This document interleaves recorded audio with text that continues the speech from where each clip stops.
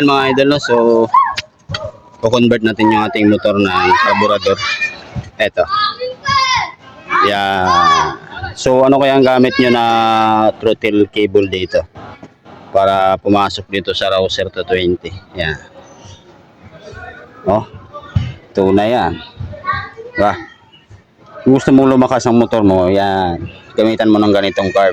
Suswa lang yan. Tingnan natin kung hindi lilipad yung motor mo.